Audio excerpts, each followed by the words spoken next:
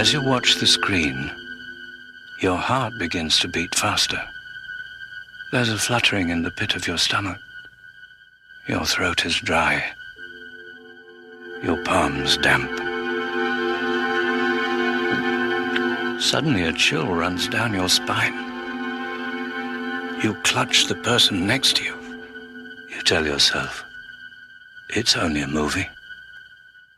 It's only a movie. But sooner or later, it's time to go home.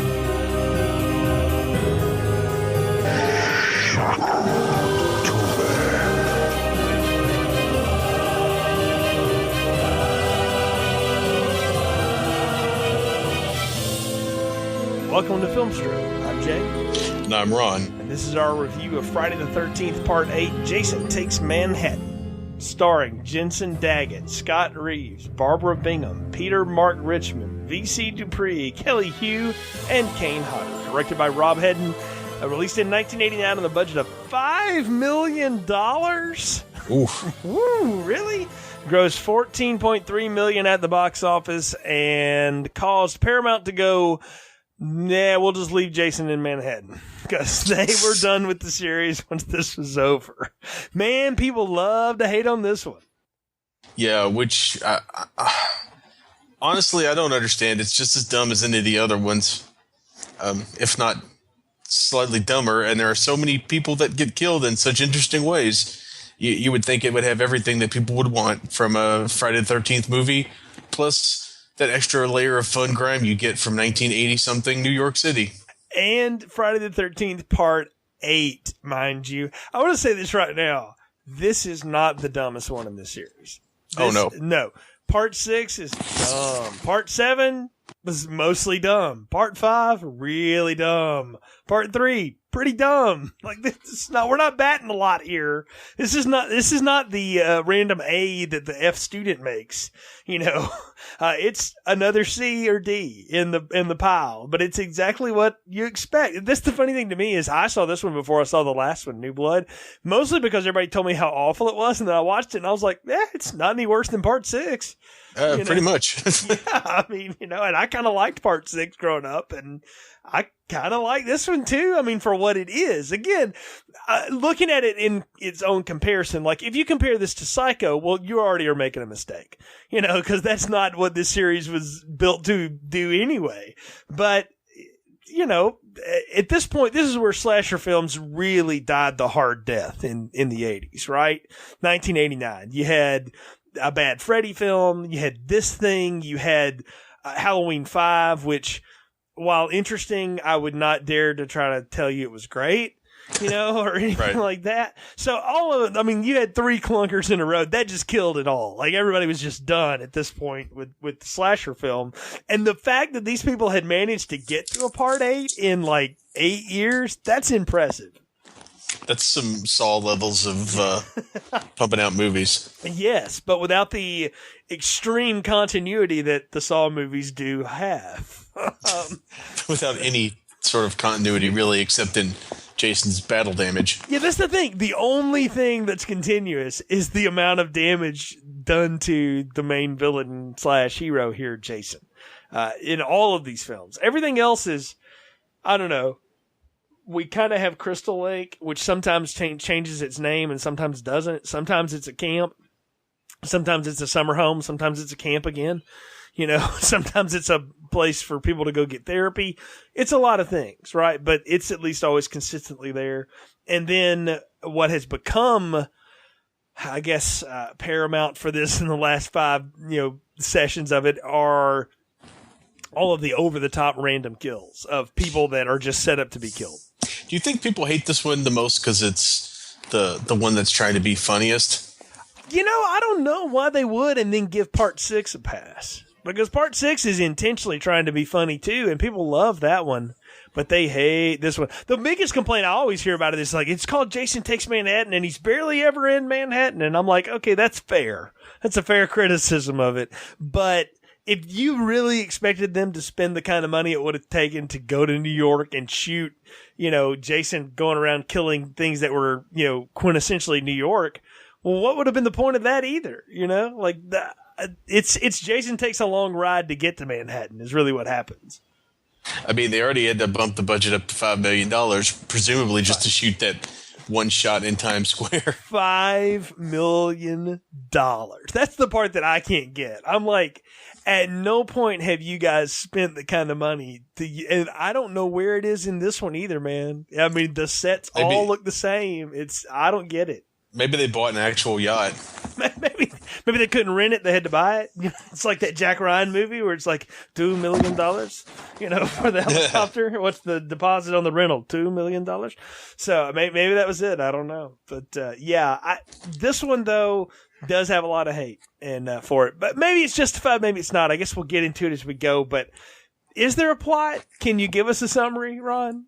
Sure. So, after a couple getting it on a yacht parked in Crystal Lake inadvertently revived Jason with a power line, the hockey-masked and ever-deformed killer hitches a ride with a bunch of teenagers and their teacher on a slow boat for a senior trip from Crystal Lake to the Big Apple. He stalks and kills several of them before they arrive in the city that never sleeps, where he dispatches with others and even encounters a few locals. Final girl Rennie and her beau Sean are chased by Jason until they trap him in the sewer and flood him with toxic waste, which somehow boils Jason down to his little boy form, allowing them to escape into the night. Well, you had me up into that last sentence. I was following you. What happens at the end? I guess we'll have to talk about it in detail, because if I was confused about the last ending and how that went down, I can't wait to hear your theory here. Because and there's no MPAA to blame now, so I don't know, because I don't know that they wanted to watch this. So, because there's a lot of stuff that gets passed here, and I'm like, you let that go, but you wouldn't let the other thing go? They have random lots of kills for sure, but it does feel like they've toned it back a little bit. Yeah, it seems like they learned from their last debacle with the MPAA and decided to kind of make it a little bit less over the top this time. Well, more over the top, but less like actually gory. Maybe so. I mean, Jason kills like 20 people in this movie almost, right? And that's really how you could talk. How we'll talk our way through it, because it doesn't take a lot of time to get to it. I mean, the longest series of story at all is that opening bit where a couple getting it on in a yacht parked in Crystal Lake revived Jason with a power line. Yeah. Which is sure we'll go with that. That makes as much sense as anything else in this movie series. Well, it does keep in continuity what happens at the end of Part 7, or if you want to write Part 7 out, it's just what happened at the end of Part 6. Either way, he's still stuck at the bottom of the lake, waiting for the Jaws 2 power line to wake him up.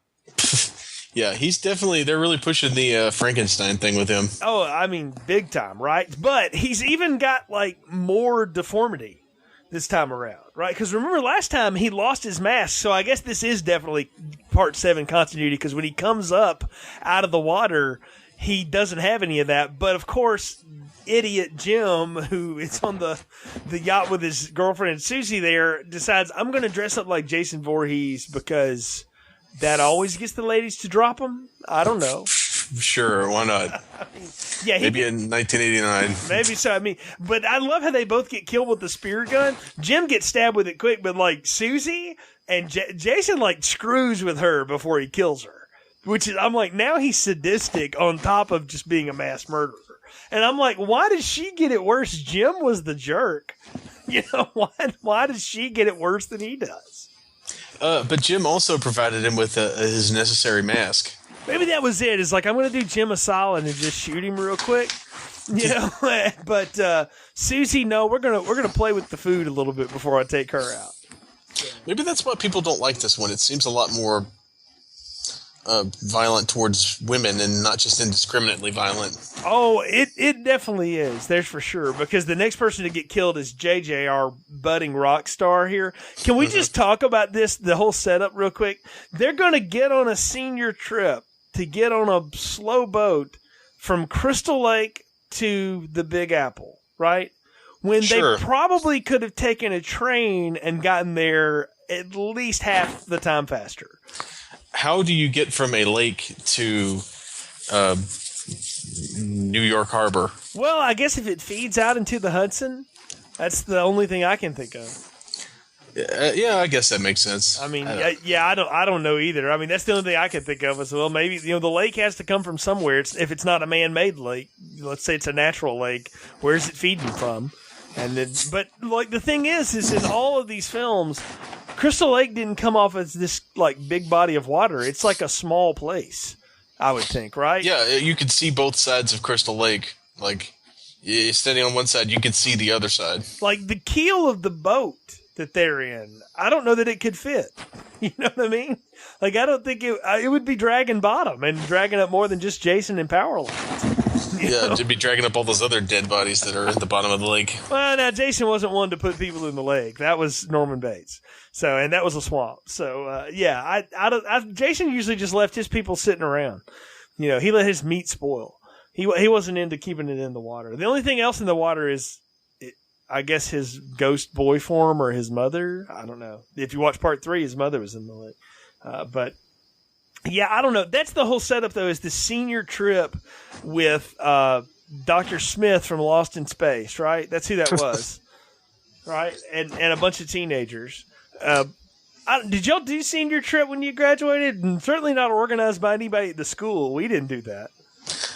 No, we didn't do anything like that, for sure. Yeah, no. But we get our random group of people here, and the first of which we'll meet to get killed is JJ, the guitar-playing girl who likes to shoot videos of herself plugged into an amplifier that also has a Walkman plugged into it so she can play along with, right? And her playing with it. Now, that actually exists, being a guitar player. I knew that you could do that. You could buy something where you plug your stereo into your amp and play along with it. It's actually a good practice technique. So, but why would you bring that on the boat with you to shoot your breakthrough music video of somebody else's song? Because you've got that whole dance floor on the boat, I guess, for the 8 people that are taking this senior trip. It seems like these 8 people, well, you know what? We have talked about there's not a lot of people in this town. That's probably the graduating class. Right there. That's probably all that's left at this point. Well, congrats to the 8 of you who made it. We don't know how. You must have had no social life whatsoever. Or your parents were super strict, and now they're going to let you get on a boat. In Crystal Lake, yeah. Again, don't apply too much logic to this. It will make your head hurt. But I do love the kills here, though, because Jason now is officially the audience. He's doing things to people that we want to see done, and we want to see that girl get hit over the head with a guitar, and sure enough, that's what he does. Yeah, she got the honky-tonk man / Jeff Jarrett treatment.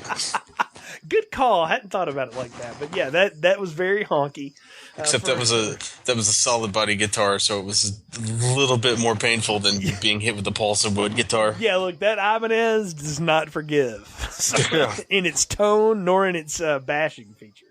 I'm going to tell you. So, but I love the boxer though that gets it with the hot sauna rock in the stomach. He basically gets the crap beat out of him first, right? By Julius. And he's only credited as boxer, so we don't even know who this dude is. And he gets a hot sauna rock in the stomach. Which, this is the craziest boat I think I've ever seen. This is definitely not a rental yacht. This is like an ocean going vessel. This should be like a Royal Caribbean or something. Yeah, really. I mean, it does. But on the outside, it looks like the Exxon Valdez, or something that they've chartered to do this. It's very strange. I don't understand it. But I don't know. It's just weird. So, the thing is we also meet some other despicable people here. The prom queen and I guess one of her friends or whatever are like sniffing coke. And I'm like, well, that's when this movie's hit another level of the 80s, because no longer are they smoking weed and drinking. They're actually doing cocaine on the boat. I'm like, well, I guess this is a very special episode of 90210. So. It's a Lifetime Network movie of the week. If you take Jason out of it, again, I think you could have an interesting one on this boat, don't you? There's some drama to be out of this boat. If only anyone could survive long enough to do anything with any of it. So, yeah, it's definitely, you've reached the zenith of this is the high water mark of the 80s, both in terms of that music that she was playing along to, and in terms of the cocaine abuse. I'm just surprised there wasn't like a Spuds McKenzie getting stepped on, or some sort of Bartles and James wine coolers being passed around. Something going on, right? Because Tamara, the prom queen girl here or whatever, her whole plan is, I've got to turn in my last science project. So she paints her body up sort of in an anatomy way and then tries to seduce her teacher while someone else is videoing it. And that is going to somehow give her leverage over him, when I don't know how that would work, because at no time does he do anything like remotely pursuant of her in that video situation. No, he's mostly horrified. Yes, as he should be. And as I was as an audience member watching this, realizing how old he looked, and then how old he probably really was, and then how young that woman was to do that. Maybe that's where the $5 million went. Maybe she said, "No, you got to put some zeros on the end of that if you want me to strip in front of Dr. Smith." So, because danger, that check is low. He's actually not Dr. Smith. He just really looks like Dr. Smith. Okay, I'm glad you corrected me on that. He really did look like Dr. Smith, though. I could have sworn that was him. But again, either way, what a dumb idea.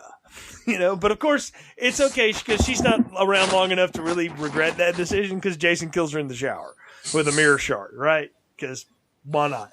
I mean, it's like Jason is waiting around going, what awful thing are you going to do? Well, I guess I'll stab you with a mirror now.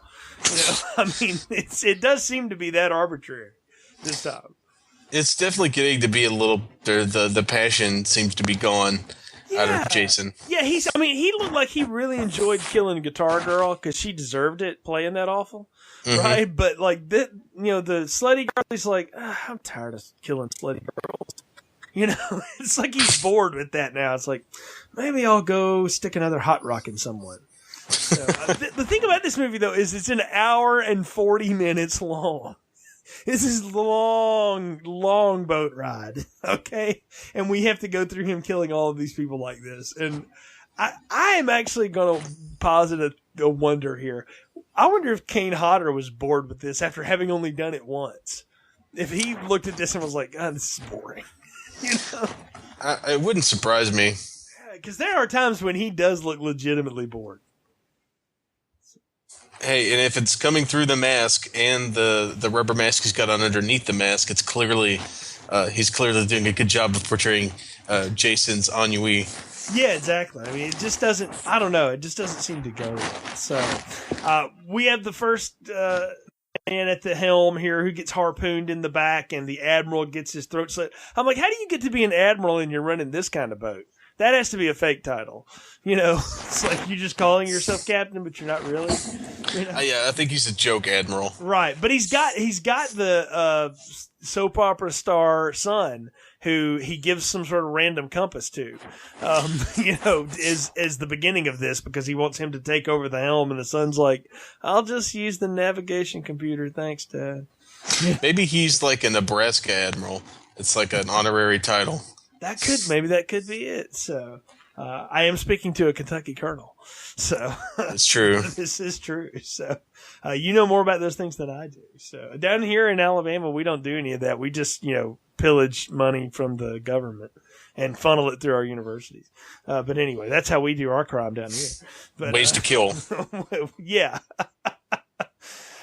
It's funny that we're talking about that and we're not talking about this movie. I think it says a lot, actually. So, the sort of Samoan girl that was doing cocaine, I like her death on the dance floor, because I want to know how Jason caught up to her. I actually wrote in my notes, did he teleport to that point?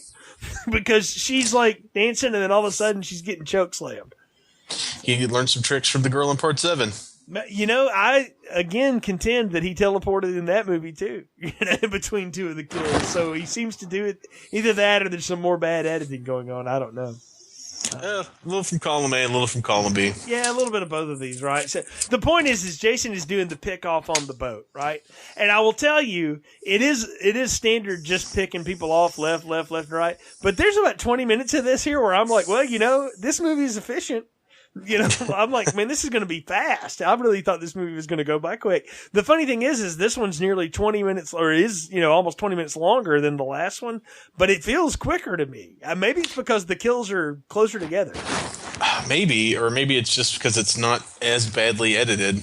Yeah, I do feel that that does play into this one's favor, is that they're not doing things that are going to get cut to pieces so badly here, and so they're moving forward at a brisk pace, even though there's a lot of people for Jason to kill here before they get to New York.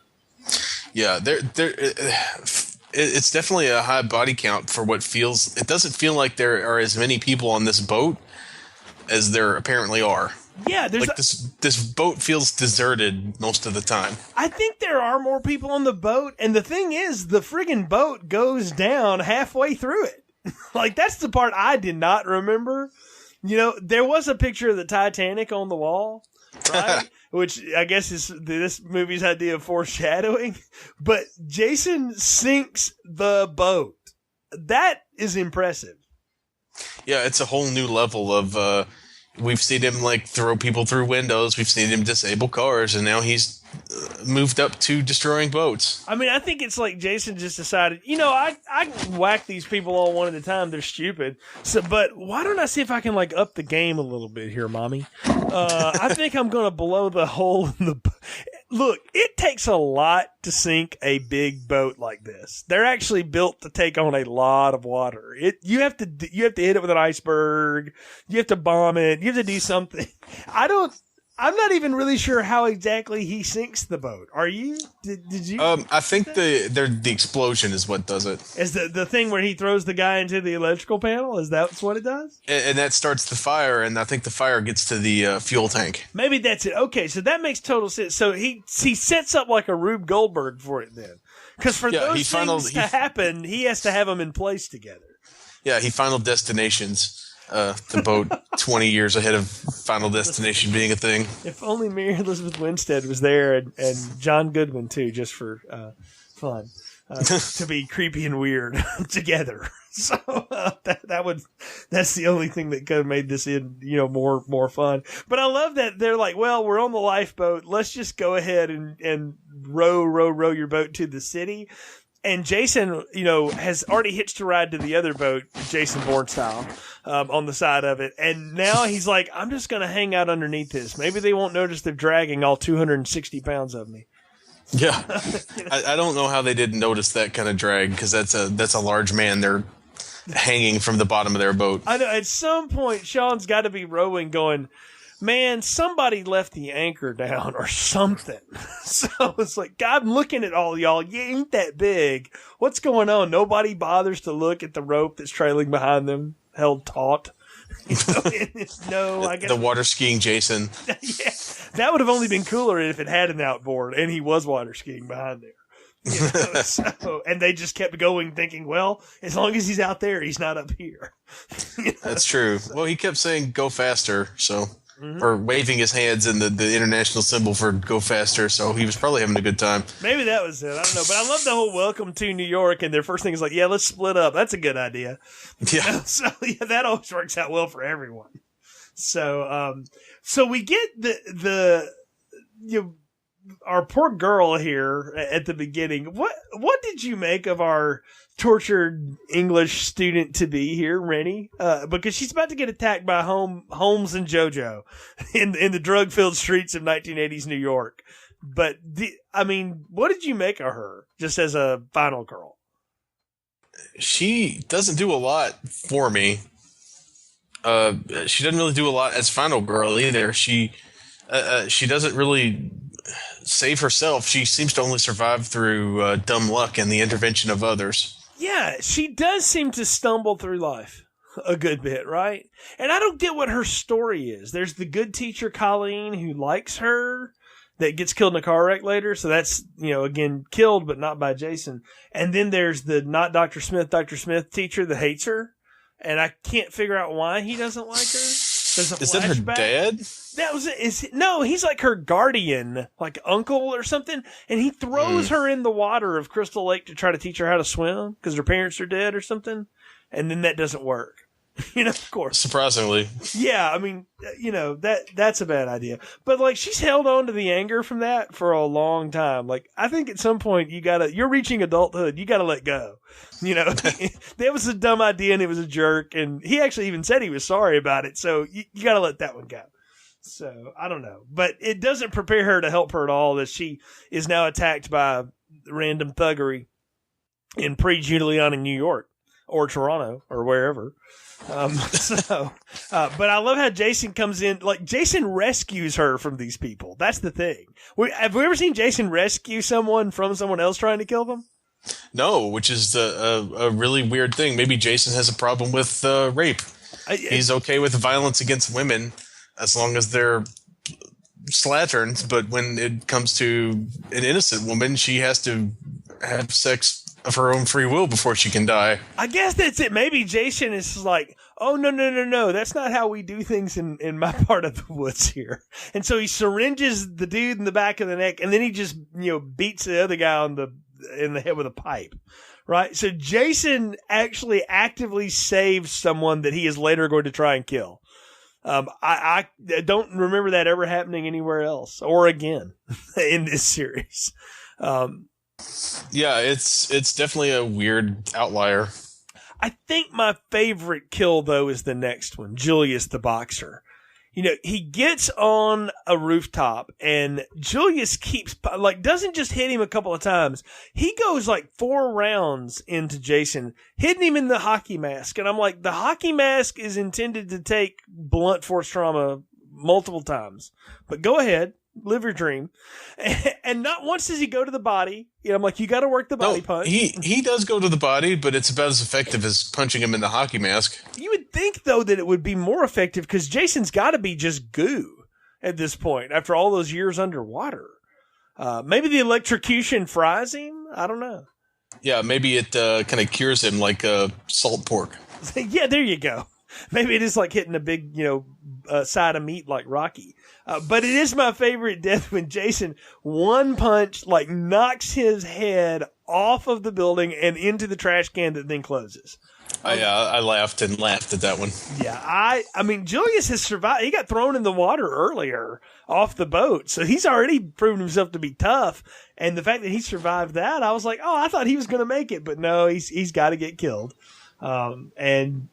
The thing is, though, is that it's not long after this we get my least favorite kill of this film, and that's where we grab the random cop and just pull him into the alley and take him out. We don't even get to see what happens to him. I'm like, well, why? What's the point of that? I don't get it. It's a really weird, out of place thing, and they also kind of do it again later on with that guy from the sanitation department that they kill for no good reason. Right? Yeah. The other guy thrown away the same way. It's just so weird. We got to talk about Colleen, the good teacher's death here, because Rennie actually kills her. If we just want to say it like that, that's her fault, right? That one's on her, because she tries to run over a vision of child Jason or something and causes a crash where 3 people escape, but not the teacher. Who dies in a fiery wreck. First off, what's with the child Jason visions? Where's that coming in? Rennie's not psychic, is she? I don't think so. I think it's just from her swimming lessons. Well, that's the thing. Yeah, are we to believe that boy Jason tried to drown her? Well, he's done it before. Well, how old is she? That happened a long time ago. He drowned in the 50s. So maybe she stayed out of the sun. I don't get it. I mean, I get what they're trying to show, but that doesn't make any sense. So, especially when everything else is apparently in continuity, but now that's not. That's why I say, I'm like, who was putting this together? Because it seems like they would write a draft of it and then come back to it 6 weeks later and forget where they had started. And they're just like, screw it, and just keep going. I mean, it's so inexplicable. Yeah, it's again, like Seven, this feels like it was a different movie. For the record, part 7 of this series, not the movie 7. So. Right. Well, yeah. No, not the movie 7. It's nowhere near that good. But there is a head in the box. So yeah, we do. What's in the box? What's in the pre-Giuliani dumpster? Yeah. It's like they took another movie and just threw Jason into it like it was a Hellraiser sequel. Oh, but here's the thing, though. This was concocted at the beginning, just the idea of Jason takes Manhattan, and they wrote this story around it. This was not something else that then they shoved Jason in, whether they did that last time or not. They actually wrote this one to be this way, and it's just this incongruous. You know, that's the part that I don't get is someone said yes and $5 million to it. You know, like yes and more money. Like Paramount deserved to lose on this one.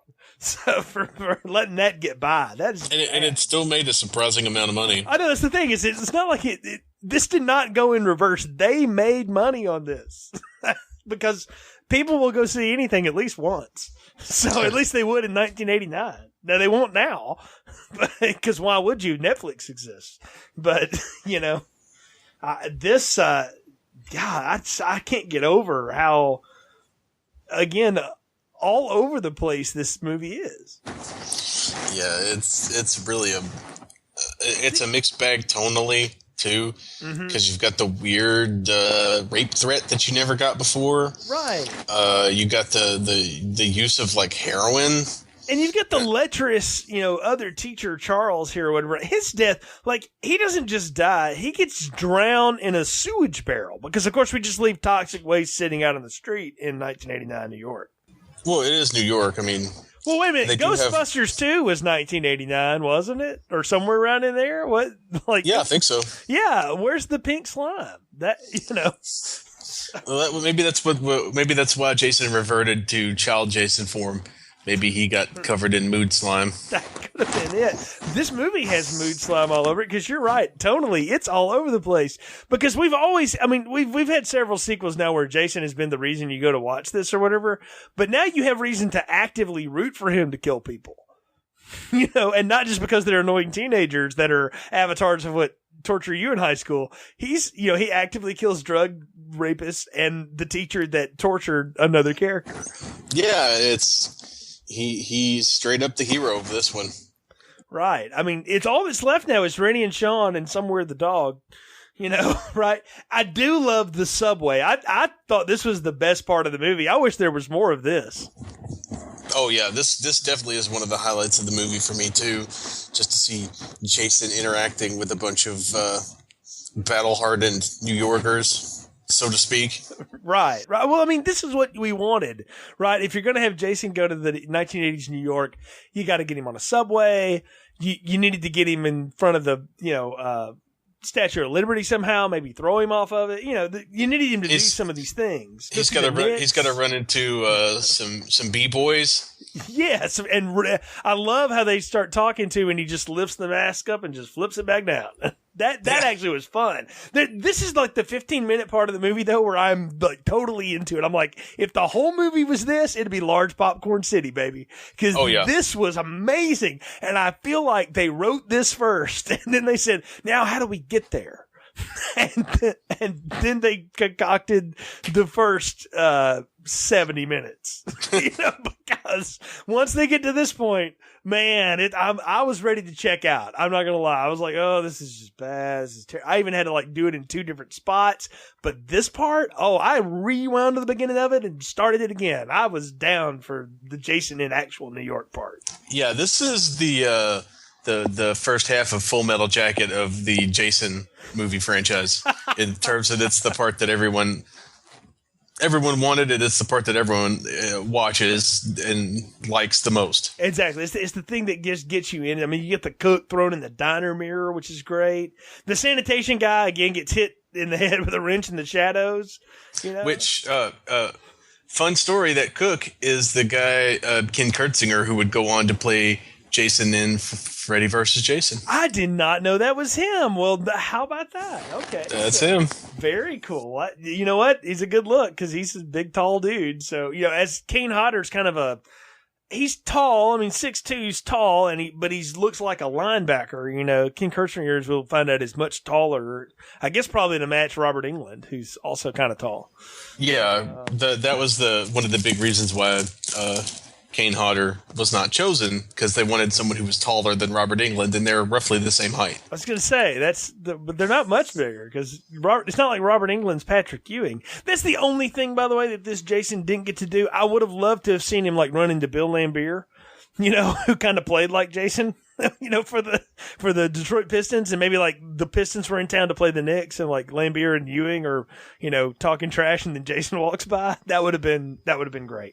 But I guess we couldn't afford that. So or Charles Oakley bashes him with an elbow. There you go. That's also could have happened. Or John Starks talks mad trash as he drops a 3 on him. So just as long as Reggie Miller wasn't around. Spike Lee yelling at him from Brooklyn. So yeah. Crooklyn. So anyway, but yeah, that's our last kill though, is Sanitation Guy, because he does get some good exposition off. Like, you got to get out of here. They flush the toxic waste through the sewers every night at midnight, and I'm like, why? Where's it? And where's it going? Is the other thing. Tromaville, New Jersey. It's gotta be, right? That's where Toxic Avenger. I'm gonna ask you now, because again, they did about 10-15 minutes here where I've been entertained, and then I felt like they were like, and we're out of money, we gotta end this. So please explain to me in the best way that you can what your interpretation of this ending is, because I don't know. The toxic waste burned away the supernatural zombie symbiote that had attached itself to the child Jason, and it turned him back into the little deformed boy that we know and love. And that's the worst explanation possible, because I already used the one about the mood slime from Ghostbusters 2. Right. So what you're trying to say is that the toxic slime baptizes the sin away to get back to the innocent form? Sure, yeah. That sounds good. There we go. It's full immersion, so so there's only certain denominations this applies to. But if you want to go with that metaphor, I really don't. I mean, I know what I see. I don't understand how it happens. What is what I wrote down in my notes? I don't know. My wife looked at me and said, "What? What was?" I just shook my head. I said, "I don't know." I said, "Your guess is as good as mine." I said, "I don't think they know. I don't think Rob Hedden knows. I'm pretty sure Kane Hodder doesn't know." I think they just wanted a cool ending, and you couldn't have him leap out of the toxic waste as a boy and drag someone down. I mean, you could have, but they didn't want to. Wait a minute! You just said they wanted to have a cool ending, and then they did this.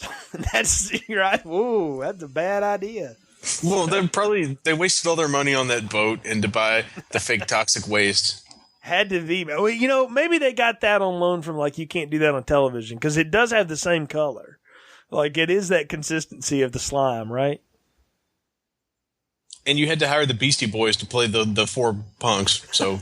That would have been awesome, actually. I wish, yeah. Yeah, God, that would have been a better use of Sabotage, which this was a few years before that, but they could have done No Sleep to Brooklyn as the end credit song instead of what we get, that slow jam thing. I don't know what that was. That weird and terrible slow jam, yeah. Yeah, I mean, reminded me of, like, there was a character on Young and the Restless in the 80s and early 90s who was supposed to play some kind of pop singer, and that was the kind of crap he would sing on there. Oh, wow. And stuff. And the fact that I remember that says a lot about what I watched when I was at home sick. But anyway. Clearly terrible things. And I host a podcast these days, and everyone acts surprised. But yeah, I don't know what happens here at the end either, nor what Sean and Rennie are going to go do. They find their dog, thank goodness, the little border collie thing. And they're like, well, we're in New York. I guess we should go catch a show. I mean, it's kind of what they go do is they just sort of start walking toward a Coca-Cola sign. They go to Times Square to catch some hardcore porn. I guess, yeah, in 1989, that would have been about what was there. It was before Disney took over, right? So, or possibly Cats. Maybe was Cats on? Yeah, I guess Cats would have been on in '89, right? So before Wicked, or Spider-Man Turn Off the Dart, which would have been more interesting, I think. So it would have been a higher body count if they had shot Spider-Man Turn Off the Dart. This is true. There would have been a lot more grave injuries and murder. I mean, when Law and Order does a rip off of you as it's happening, you need to shut down production. So. Great episode, by the way, of Law and Order: Criminal Intent. By the way, That is a good one. That is a very good one. Well, I think we're definitely beyond the point of the podcast where it's time to get final thoughts, recommendations, and popcorn ratings. So, tell me, Ron, what are yours for Friday the 13th Part 8? Jason Takes Manhattan. I'm going to go with a small popcorn. Like you, if we'd had a full movie of Jason in New York doing New York things, maybe go to CBGB's and stab Bad Brains or run into television or Patti Smith, Andy Warhol, that would have been great. I would have loved that. But we just didn't get enough of Jason in Manhattan, and I can see why people are mad about that because we get a lot of time on this boat, which feels like a way to save money to get to your 5 big scenes in New York. But yeah, small popcorn. The boat stuff is kind of boring, even by Friday the 13th standards. I do appreciate how weird, what's his name, the AV geek is. Yeah, Wayne. Wayne, yeah, how he looks like the love child of Corey Feldman and Crispin Glover. I did like that part. He carries on the great tradition of Friday the 13th Weasel Boys to get murdered. Yes. But, just not enough New York, man. Just should have been, he should have walked through Times Square. He should have went to the Bowery. He should have, you should have seen him, like, coming out of the East River, like, carrying some guys in concrete shoes. Something like that. Run into some mobsters. We didn't even see Jason buy a hot dog. Well, he did throw that guy through the window. That Ken Kirschner was probably cooking. True. I agree with everything you said in terms of the critique of this movie. It's not enough Manhattan. It's kind of cheesy. Jason looks kind of bored for some of it. And honestly, the first 20 minutes of this, I'm like, oh boy, this is going to be a long ride. But after the boat sinks, I'm going to tell you, I started having a really good time with this movie. Even though it comes to a really inexplicable end. Once they get off that boat and we just start doing lifeboat things, and then again that 10-minute stretch where they're actually doing New York stuff, I'm having a lot of fun. I'm having more fun with this than I was in Part 7. I'm having more fun than I did in Part 6, and I kind of liked that one. I think up until the very end, I was finding myself entertained by what was going down. But that part after the boat sinks through Jason's dissolve is so much fun. It just makes me want that to be more of the movie. I want surviving the game with Jason. No, I totally agree with you. And that's why when I give it this rating, I hope you understand what I'm saying. I'm going to give this a medium popcorn because I think the back half of it makes me wish it could have been so much better. It's that middling medium popcorn that frustrates the stew out of me so many times when reviewing these things. I'm like, this had potential to actually be kind of good. Now, it's only half good. But I think because the back half is the better part, if you can just sort of vacuum while the first part's going on, you don't need to pay attention to any of this. Who cares? None of the people that die on the boat matter. So just let it go. Watch the first couple minutes so you know who the characters are, realize who Rennie and Sean are, and go, that's who I got to pay attention to. Done. Then hit fast forward until the boat sinks. Well, no, just let it play. And like I said, vacuum, do your silver, whatever you do.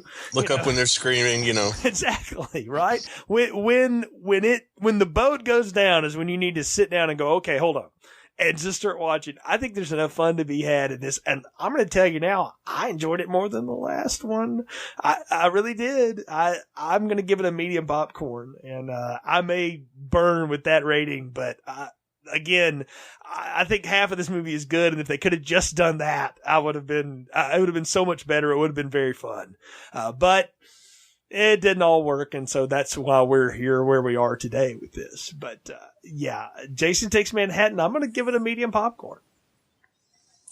I can't argue with your logic. I just took it the other way instead of the way you did. No, and I think we both are way more fair to this than most of the podcasting and internet community for sure, that hate on this film.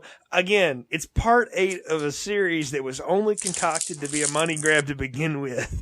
If you expect more, that's on you. That's like buying a Kiss album and expecting something other than what Kiss is going to give you. There can be some entertainment in that, right? But Hot in the Shade is still Hot in the Shade. You know what I mean? It's still just Kiss songs. So, I mean, that it's like AC/DC records too. It's 4 chords and a lot of sweat, you know, and sometimes that's okay. You know, that's how I feel about Jason movies altogether. They're not built to be great art at any time. And under no circumstances should that ever be considered as such. So to act like Part 8 is just this travesty of cinema, not really. I mean, for what it is, it's not even the worst one in its own series. In fact, I'm going to say now, we haven't seen the worst one yet. I'm just going to tease that out there, in my opinion. We haven't gotten to the worst one yet. So which one will that be? I guess we'll see. We got 3 more to go here. Of course, Jason Goes to Hell is next, and then Jason X, and then the remake before we team back up with Brian and do Freddy versus Jason to end our extended Shocktober. Of course, folks, you can find all of our episodes at our website, continuousplaypodcast.com/movies. Subscribe to our podcast on iTunes. If you like the show, give it a positive review. Helps other people find it. We really do enjoy it. Appreciate your support. We got all kinds of stuff we reviewed. I mean, Lifetime movies. Ron and I have been doing those now for a little bit. We've got some good cheesy action movies from the Golden Globus library, which you definitely feature Ron and some stuff. So you want to check that out. We've got Halloween. We've got Hellraiser, Aliens. We've even got some rom-coms, and Ron and I did Ghostbusters back in the summer. We may have been the only 2 people that liked that too for a little bit, you know. So feel free to listen to our Ghostbusters review and tell us how wrong and stupid we are. Exactly. We I think for about 48 hours we were the only men that said we liked that movie. So I'm almost certain that was the case. But Paul Feig did like my tweet, by the way, about how much I liked that movie. So I'm famous by proxy now. At least that's what I'm going to call it. So, but again, all that on our website, continuousplaypodcast.com/movies. Again, thank you for your support. Until next time, for Ron, I'm Jay. Thank you for listening to Film Strip. Thank you for listening to Film Strip. You can find more episodes on our website, continuousplaypodcast.com/movies. Please leave us a positive review on iTunes and link up with us on Facebook. The Film Strip theme music is produced and performed by Frozen Lake 121.